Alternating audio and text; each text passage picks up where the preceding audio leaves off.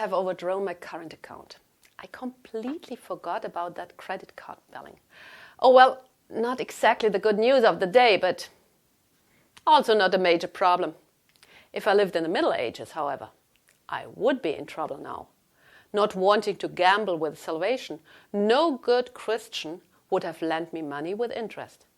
Interest equaled usury, and usury was a cardinal sin. Those who sinned would eternally burn in hell, the bag crammed with money still around the neck. Nonetheless, even in the Middle Ages, people needed money.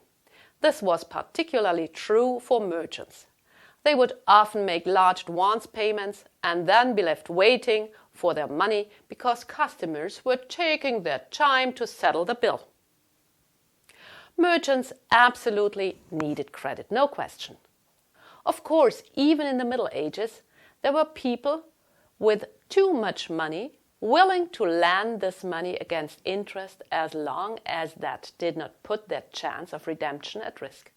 And with the help of theologians and lawyers, they found a loophole to avoid conflicts with law and religion. The loophole was called Bill of Exchange.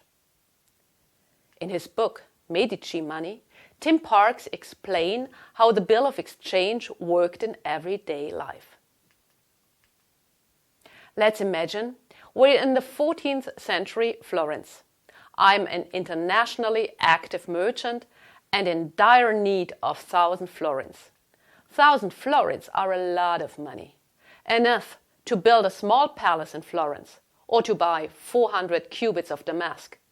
So let's go to the financial district, that of the banks and money changers, to Orsa Michele. On our way, we see the small shops of the pawnbrokers with their red buntings. They indicate that these are places where you can pawn items for a loan, although the loans will never exceed a certain amount of money. Working here means forfeiting salvation. Even the town does not raise taxes in this district. It wants no connection with a sinful business. Still keen on the money, it relabels taxes into a punitive fine, 2,000 florins to be paid annually. Now we are passing by the tables of the Banche a Minuto, the local banks, draped in green cloth. The tables are loaded with heaps of coins. If you want to change money, buy jewelry or invest money, this is the place to go. Of course, we would not get interest on our investment. Instead, the banker would give us a present once a year. A gift of money, of course. If we didn't think it appropriate, we would take our money out of that bank and to a different one. But the kind of money we need, we won't find here. We need to keep going for a little bit, until the street corner, Via Porta Rossa and Via dell'Arte della Lana, where the Bank of the Medici is. Of course, we won't actually get a credit there, but we can get a bill of exchange. The Medici did not want to risk salvation any more than anyone else.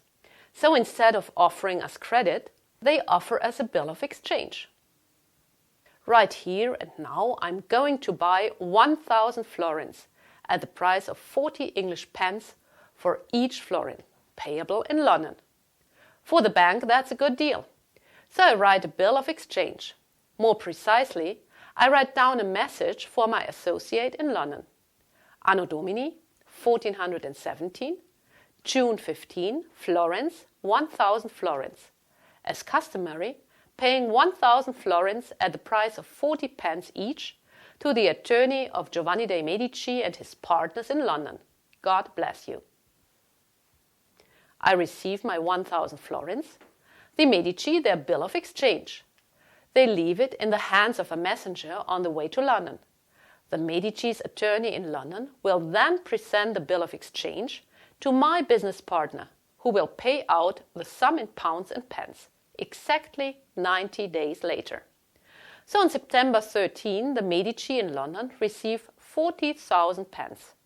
Their local agent will then find a customer in London desiring to engage in the reverse transaction. Someone wanting to borrow English pounds and willing to pay back in florins. I'm sure he will find one. And this is where the profit is generated. because the pound is cheaper in London than in Florence. Our London agent will write a bill of exchange over 40,000 pence in Florence, but for 36 florins per pound, not 40. So after 180 days, the Medici receive 1,111 florins for their initial 1,000 florins and have made about 11% profit in 6 months. The root of the matter was the fact that exchange rates were fluctuating.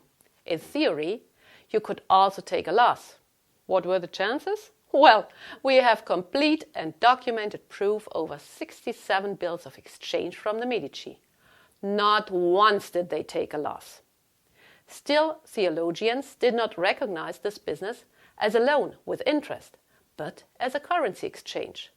And to that the Church had no objections whatsoever. Speaking of which, did you know how the Medici became so rich?